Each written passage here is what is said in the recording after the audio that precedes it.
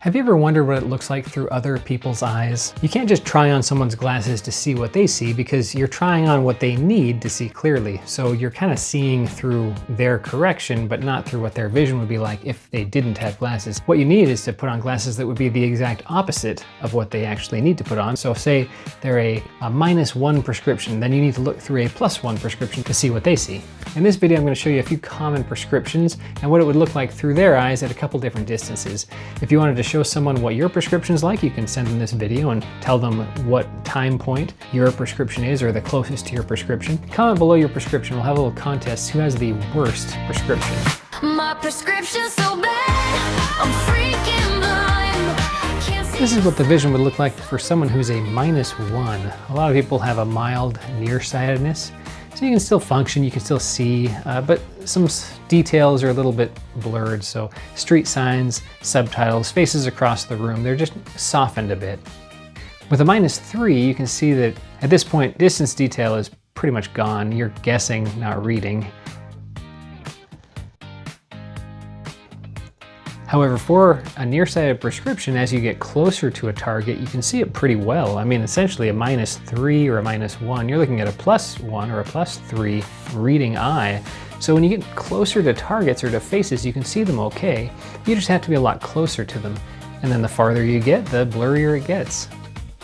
This is a -6 prescription, so everything's pretty bad. If it's beyond an arm's length, it's just kind of shapes.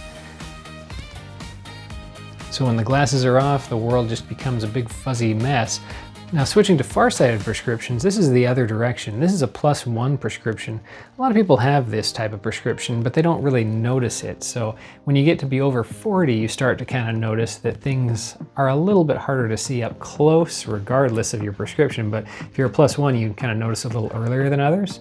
But you'll see here that the details are a little bit blurry. +2, you start to get a little bit more strain. You're working a little bit harder, and you can see things are a little bit blurry with that +2.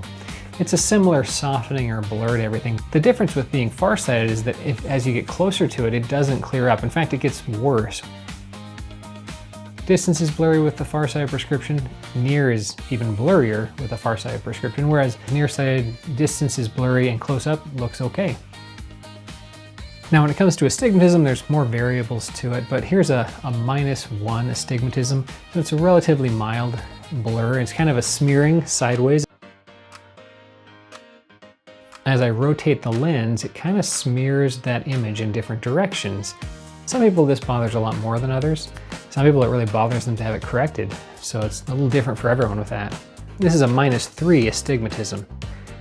This makes nighttime driving pretty miserable, so things are just pretty smeared to the side with this. Now you can have an astigmatism in combination with nearsightedness or farsightedness, making things a little bit more complicated. Of course, there's a lot of other prescriptions out there, and depending on where that astigmatism is oriented, because it has a rotation point to it, it'll kind of look different. But I can show all that to you in a future video, talking more about what astigmatism is and how that works. But let me know if you have any particular concerns or questions about any of this. And share this with someone who needs to see what the world looks like through your eyes. Thanks for watching.